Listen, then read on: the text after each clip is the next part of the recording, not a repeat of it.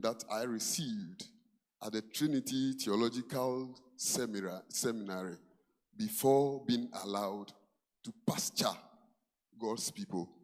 The training is as key as the call, and even more important than the calling, because once the axe is dull, it finds it difficult to cut. I have recently, by God's own power and grace, and to be equipped for his kingdom work. It grieves me, Mr. Chairman, to say that even among the clergy today, envy, rivalry, corruption thrive. Some fear your growth. Others sabotage your ministry. But I am reminded of what Martin Luther King Jr. said. Darkness cannot drive out darkness. Darkness cannot drive out darkness. Only light can do that.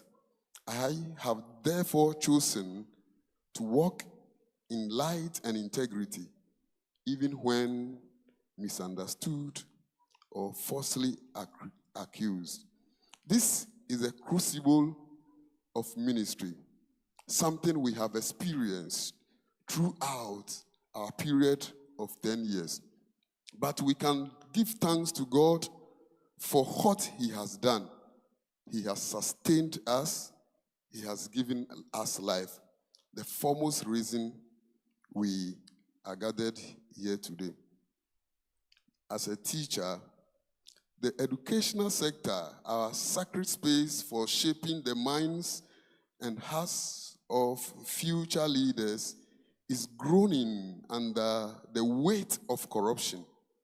What we once called the second home for students is now, in many cases, a breeding ground for indiscipline, inequality, and moral decay. As someone who has served as a teacher, who serves as a teacher, a stakeholder, and school board member in various institutions across the country, I speak not from hearsay, but from lived experience. I have seen how deep the rot has gone.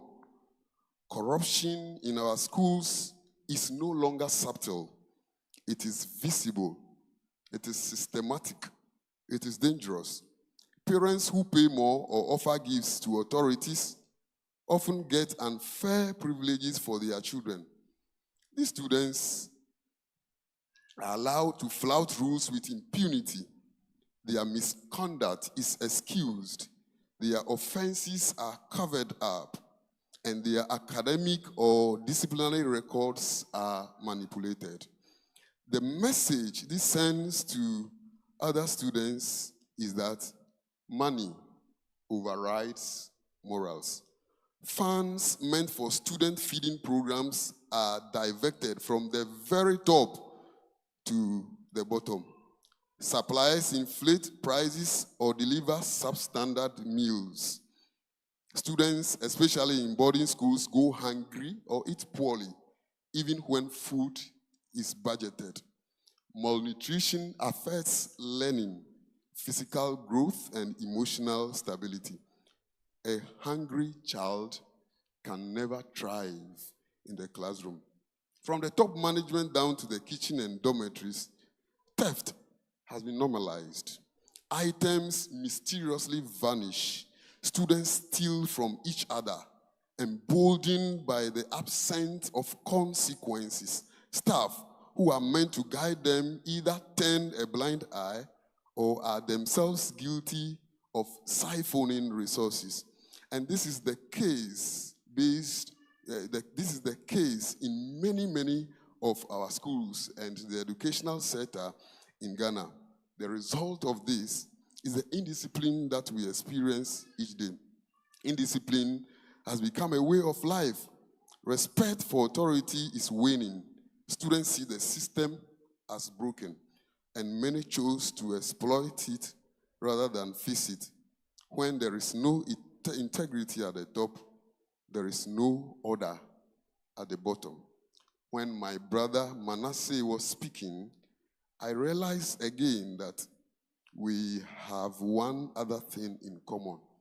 That is fearlessness and the ability to speak the truth, even to power. This has consequences which we are very much aware of. But if one silence would affect the majority, the vulnerable in society, silence is more dangerous. Mr. Chairman, we have seen the fire. I have faced unjust betrayal by friends and vilification by mentors.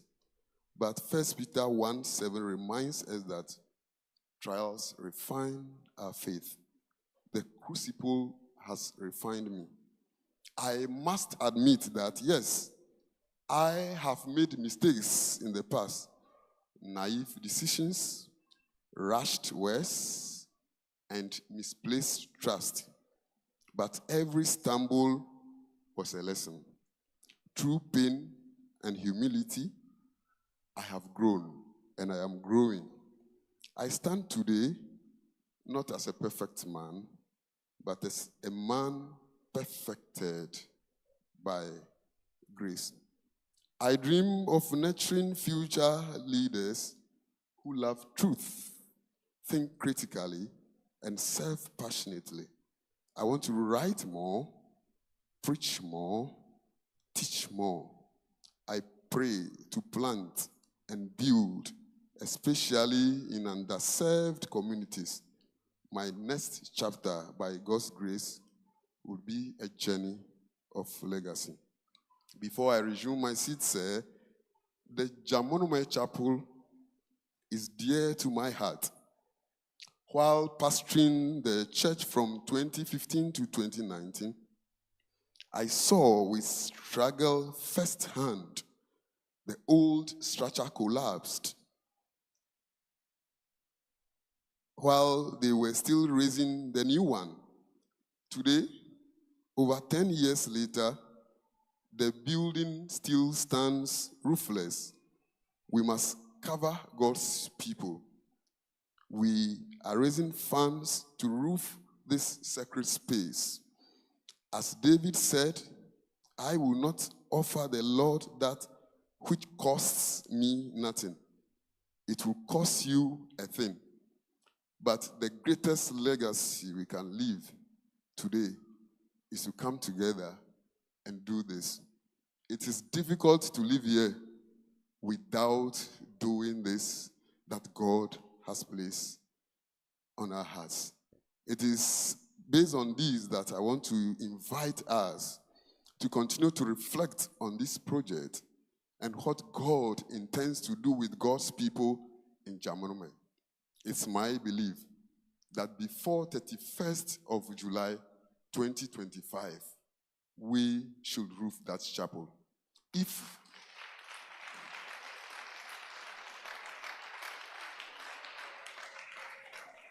If we do not put our heads and hands together to do this before leaving here today, you have placed an enormous duty on me to go and do it together.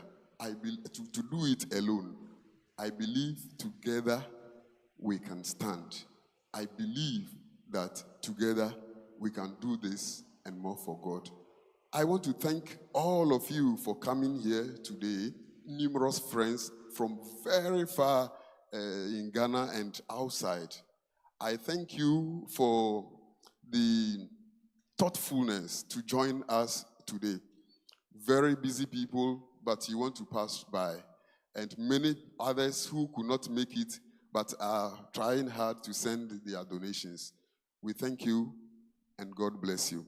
Finally, I would want to thank my dear wife and the entire family for the support throughout this period.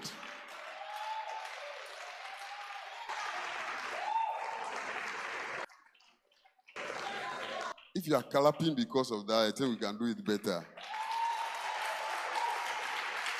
Yes. While we are away attending our funerals, attending the weddings and many other programs you call us for, some of them even impromptu. They keep the home and make sure that our children are being brought up in the faith and in the honor of God. I want to once again say thank you to all of you. I wouldn't want to attempt mentioning names one after the other, but it's a privilege to have you here. God bless you.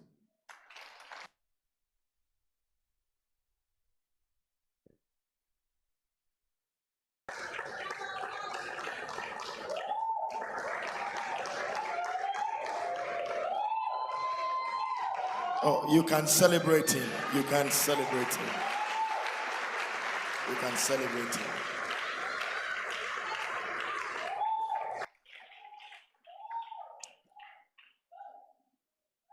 Those were words from deep down the heart of the celebrant.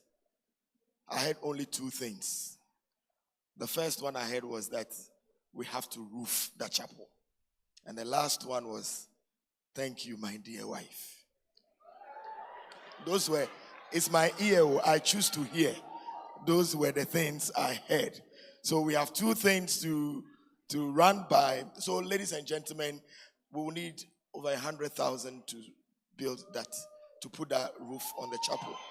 But by the grace of God, yes, we can. I thought you would say yes, we can. With our little, we will all contribute. Little drops of water makes a mighty ocean. So we know it is a Saturday, it is a busy day, tomorrow is Sunday. If you want to leave, please, there's a gift table right there. Please drop your donation, your kind donation to support this worthy cause. May you be reminded that we are streaming live on the LAT TV, the LAT TV. The LAT TV, if you sleep, they will see you. It's just, we are streaming live thanks to the courtesy of this television station. He was born on Valentine's Day, 1978, in Enum, in the Eastern region. He pursued his early education at Enum Presbyterian Secondary School from 1992 to 1994 before obtaining a 3-year teacher certificate from Peki Training College in 1998. He began his career as a teacher at Akosombo VRA Junior Secondary School number 1 from 1998 to 2001. He is a finance and tax consultant, a devoted Presbyterian and passionate public servant. During his time in Akosombo, he served faithfully as the choir master in the great choir of the EP Church, Akosombo.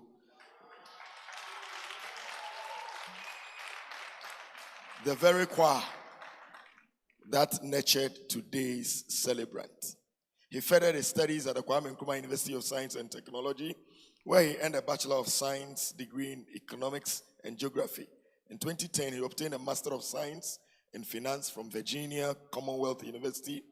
During his time in the United States, he served as a substitute teacher at Fairfax County Public School, Virginia from 2006 to 2008. In April 2012, he was appointed Director of Finance for the Interministerial Coordinating Committee on Decentralization at the Office of the President. He was also a part-time lecturer at the Accra Institute of Technology and Concord Business College, where he taught finance and business management. From September 2013 to 2017, he served as the District Chief Executive for Isujaman, overseeing local governance, security, administrative functions as the President's representative at the Isujaman district level. He is a dedicated member of the National Democratic Congress. He represents the Isujaman constituency in Parliament since 2017 January. As an MP, he has been instrumental in legislative processes. I see him on TV. And if anything that he has won my heart today, one of Sofo Bright told me that he was coming. I said, you don't know these politicians. He won't come down. Then he appeared, and I felt ashamed.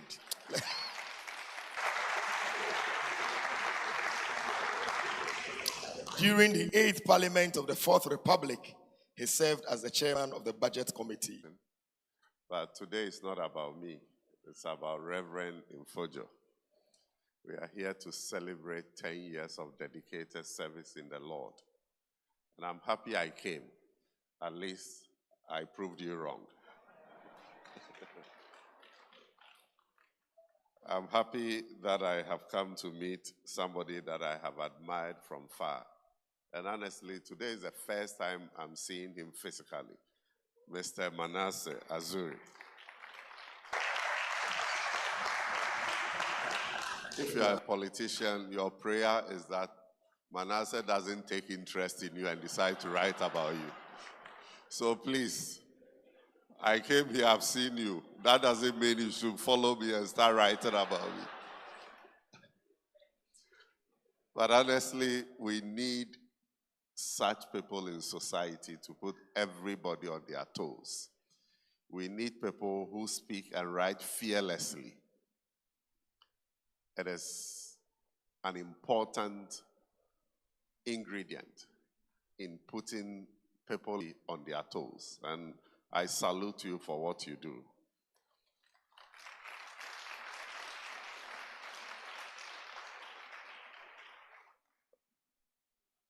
When I came, not too long after that, he came to deliver his address as a guest speaker. And I realized that I could relate to a lot of the things he said about he himself and our celebrant, about the difficult beginnings. I have a similar story, although I must admit that with the structure I saw on the screen, I feel that probably my circumstances was a bit better. But I was raised by a single mother. My father died quite early, when I was quite young. And my mom was a seamstress. So you can imagine, after secondary school, I was part of the second batch of SS. I was determined to go to the university straight from the secondary school. But my mother prevailed upon me that I can't afford university education for you. So go to the teacher training college, get allowance, teach, and then you can do whatever you want to do in future. That is why even at the time that my government decided to abolish teacher training allowances, I felt that it was an unpopular decision because even though the explanation made sense, there are a lot of poor students who, like me, probably couldn't have gone to training college but for the allowance. So eventually, I went through, taught as a teacher, and that is where my association with Reverend Nfodzo and the wonderful people I have seen here from Mount Sinai, EP Church, Akosombo, here began. Because as a teacher in Akosombo, I was teaching songs, and I taught Haji Haga, Hajiji. So when I got the invitation to come, my initial reaction is that I will come. But it was becoming quite difficult for me to honor the invitation. But a good friend from Akosombo, Amanda, kept pestering me. You must attend this event. You must attend this event. So I'm grateful that I have been able to come and listening to our celebrant. I must say that his story is very touching. But I thought that having gone through all these difficulties and celebrating 10 years of ministration, he would want us to at least sow seed in his life and get some money for him to buy some beautiful suits and shoes and stuff like that. But he decided that he would raise funds to support a deprived church that he once pastored. Clap for him.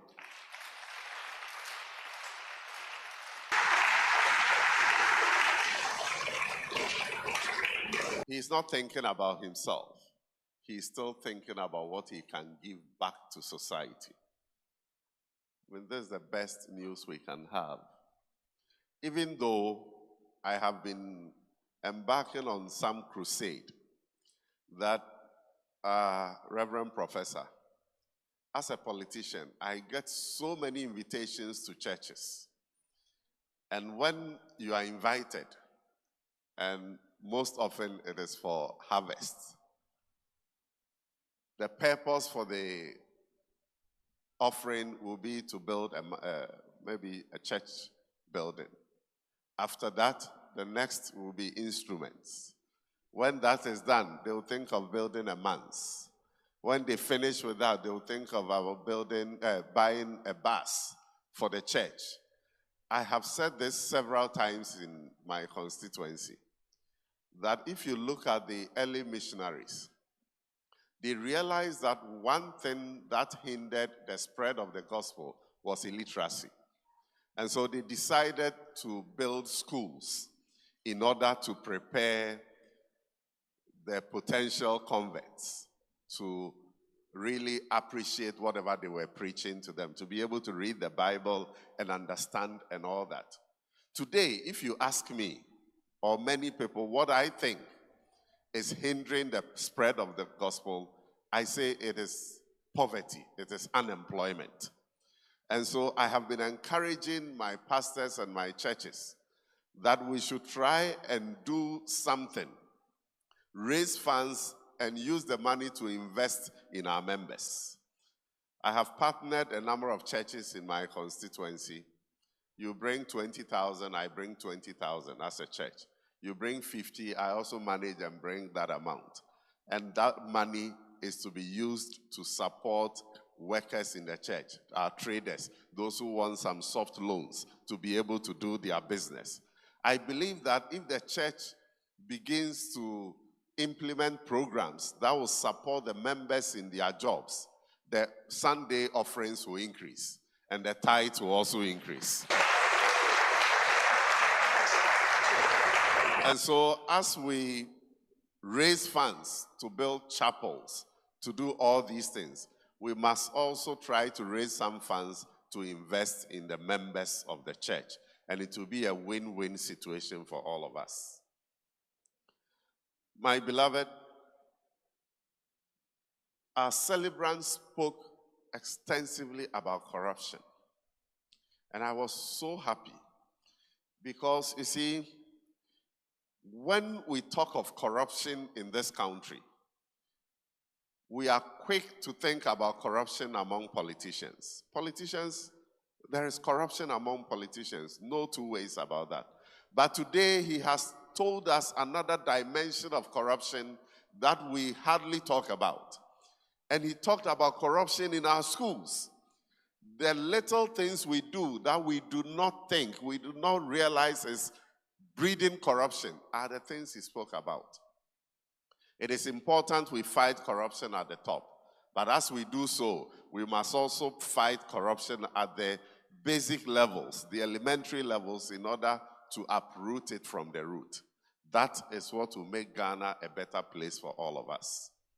You have seen the desire and determination of President John Dramani Mahama to fight corruption and to try to improve on the lives of Ghanaians. You have seen all the good things that are happening in this economy. I do not intend to talk about that.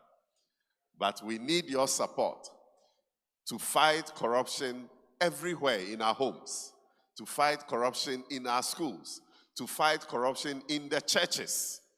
And if we are able to do that, the next batch of politicians that we'll get will be those who have better morals than what we have produced in the past.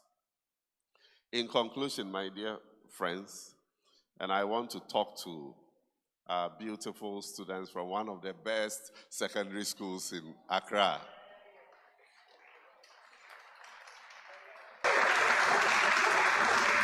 I listened to Manasseh, Azuri, and our celebrant, and their life stories.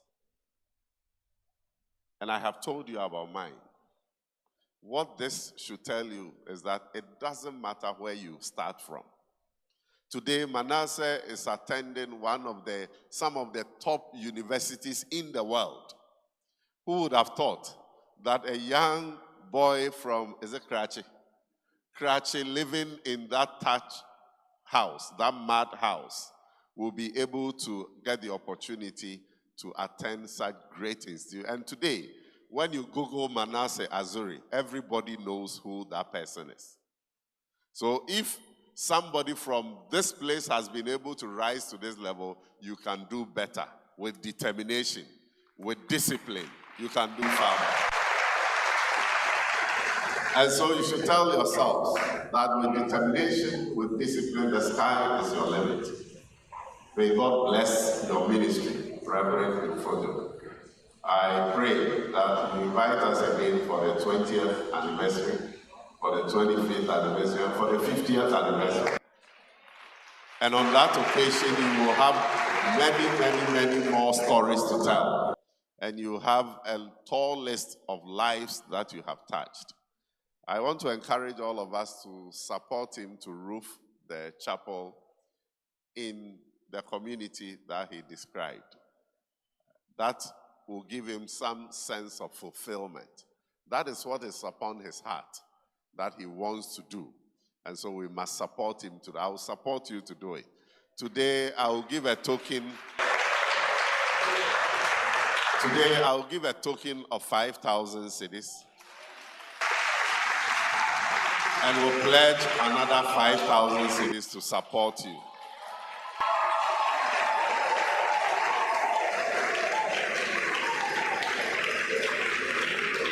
May God bless your ministry. Thank you.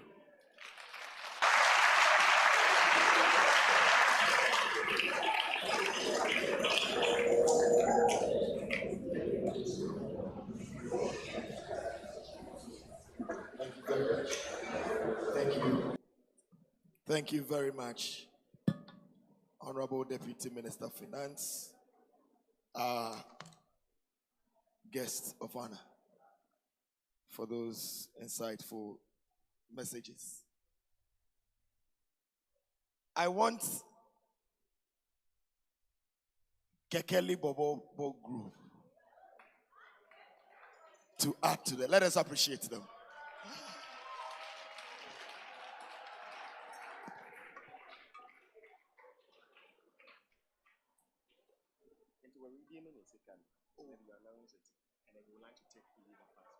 Okay, whilst Kekeli Bobo Group is getting ready, I expressed doubt if the Honorable Minister will come.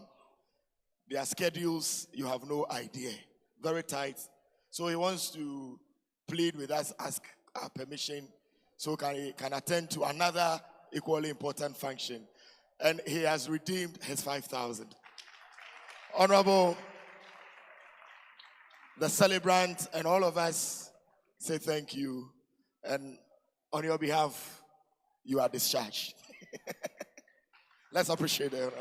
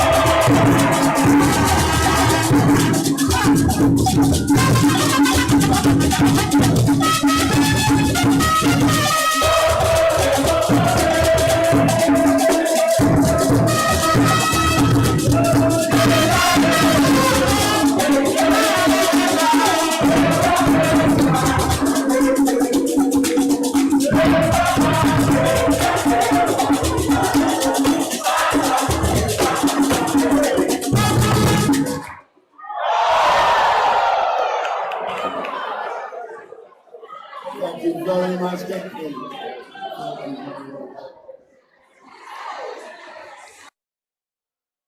There will be more. There will be more time. And I want you to clap, especially for the choir director of Kekeli. Clap for him.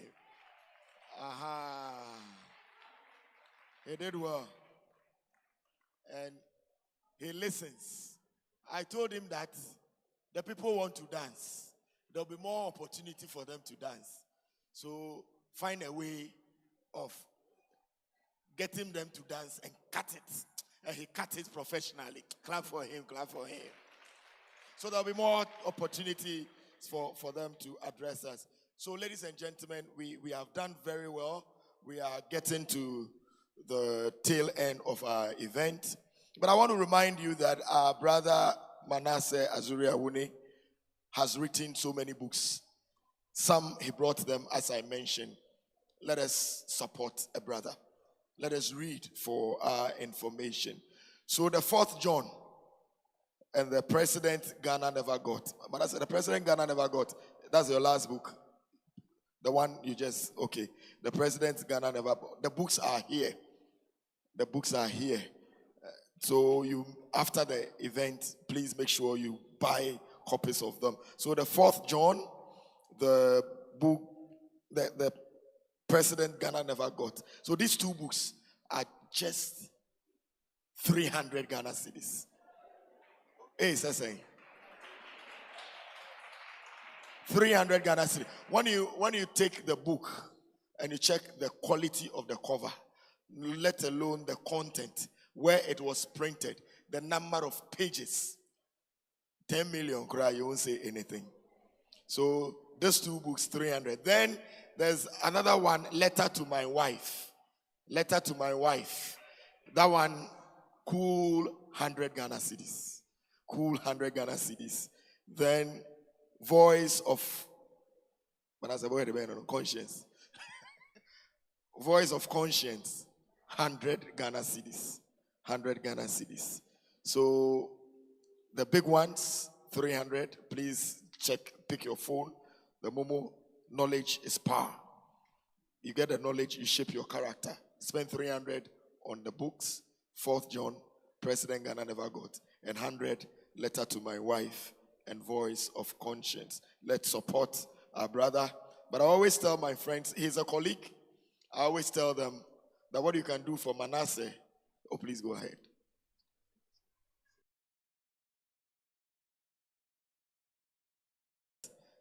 All the books that you will buy, these books I've listed, 10% of the sales will go into the project. So you buy the books, you are supporting our roofing. God bless you. God bless you.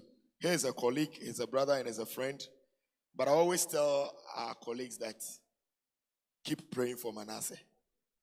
Keep praying for him. That is the best thing you can do for him. He's taking a risk most of us run away from. So let's keep praying for him as we support by buying the books. So the official anniversary choir is the La Chorale Divine. Let us appreciate them as they perform. Let us appreciate them. Oh, we can do it better for La Chorale Divine. La Chorale Divine.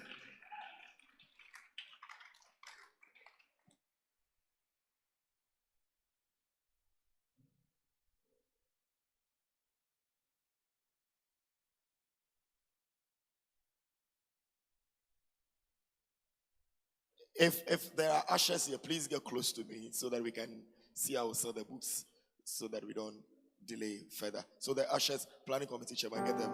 They can move whilst we listen to the performance. Agis, do you need some of the books? Do you have money? You won't do photocopy.